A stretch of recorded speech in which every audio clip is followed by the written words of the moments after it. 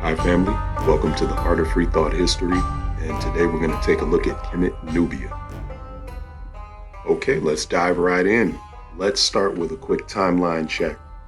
We might as well start with King Narmer, coming in at number 1 in my book, unifying Upper and Lower Kemet around 3100 BC, pretty long time ago.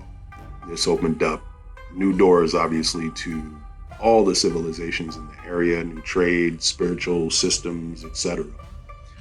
And over 1500 years later, miraculously, one of the longest reigning queen in Egyptian history, Hatshepsut. Um, the span of time is amazing. And then almost 1,000 years after that, we have Taharka, the man of the 25th dynasty. And he really was in my book. He was very proud of himself, but I thought it was easy. But yes, he saved Jerusalem from the Assyrians, and a fascinating guy.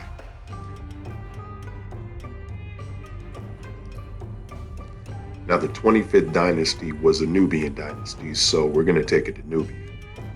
Nabta-Playa, very important topic. 7500 BC, we're looking at an astronomical calendar, started as a gathering site, they think. There's a lot of debates about Nabta-Playa.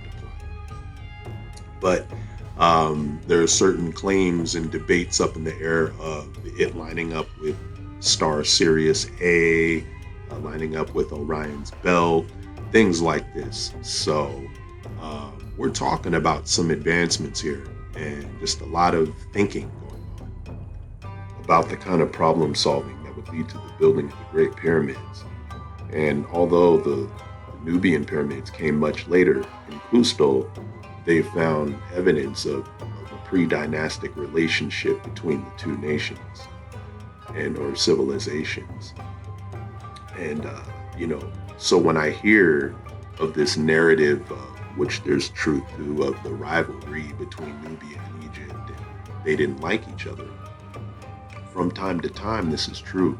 But on the scheme of things, with the scale of the timeline, they were family. It was a much deeper relationship than that, than to call it a rivalry. It's not a basketball game. It was very intertwined, from trade to commerce to spiritual systems. It was all very Nile Valley into the interior of Africa, and that's where it gets interesting. The Dogon of Mali, they have those amongst them that claim to have migrated from ancient Kemet as part of their migration story.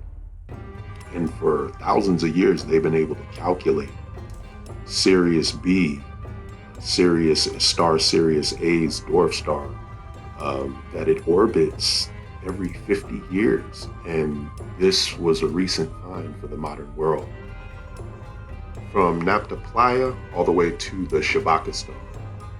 I'll take it back to the 25th dynasty.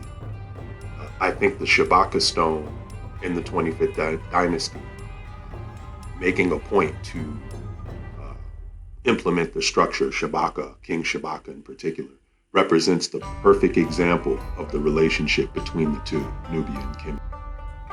Thank you for joining the Art of Free Thought History, and if you liked it, please give up the thumbs up.